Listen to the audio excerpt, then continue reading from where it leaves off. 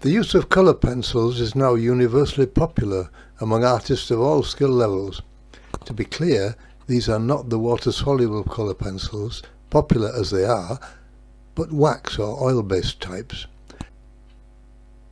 The difficulty faced by beginners, particularly by beginners, when using colour pencils to colourize a pen or pencil drawing, is that the colour pencil marks show as discrete lines rather than a smooth blend of colour in the way that, for example, watercolour can look.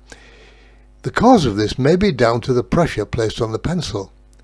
It is tempting to press on as it quickly achieves a dense bright colour on the paper, but that very pressure also causes damage in the form of tiny grooves in the paper or the card surface, and once there, they are almost impossible to hide or remove.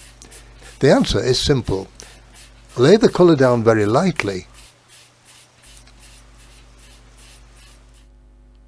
Of course, it might be that the colour you wish to create doesn't exist in your pencil collection, but don't let that worry you. You can use other colours to create the effect you need. For a very simple example, say you want an orange colour, but you lack a suitable pencil. So you make your own colour by layering red and then yellow. Work until you are happy with the result. Practice makes perfect. It's a good thing to practice first, before committing to a worthwhile drawing. However, no matter how careful you are, or how delicately you apply your layers, a certain lack of smoothness may still show. What is needed now is some form of blending to bridge the slightest of gaps in the colour.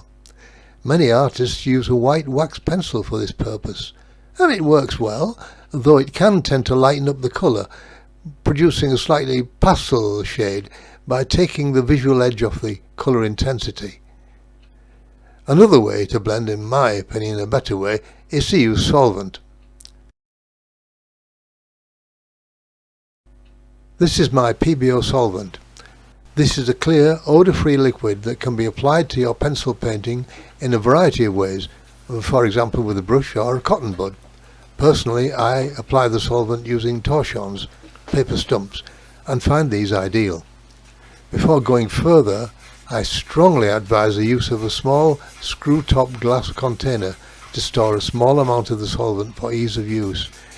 I drop mine into some cotton wool in the bottom of the glass. Don't dip brush or torchon directly into the large solvent container, or you may risk contaminating the solvent with the colour already on the torchon chip. Don't worry if the card or paper you're working on looks discoloured, as it might the moment you apply the solvent.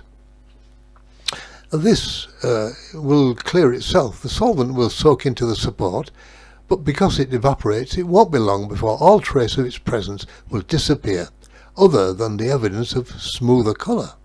If you can't wait, use a hairdryer carefully. This picture is an enlargement of a photograph obtained from a free internet photo site. It was drawn in 2B pencil using my proportional dividers for accuracy. Here I'm using a selection of Faber-Castell pencils to create skin tones. I'm using beige red 132, cinnamon 189, salmon 130 and coral 131. I also use, occasionally, Venetian red 190 and now and then other colours such as green and blue, but much depends upon the subject and the effect I am aiming for.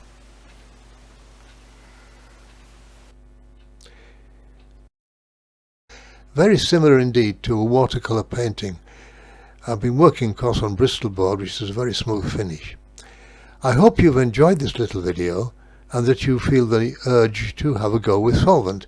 There are other makers, but the ones I've mentioned are the ones I use regularly and feel safe in vouching for their quality.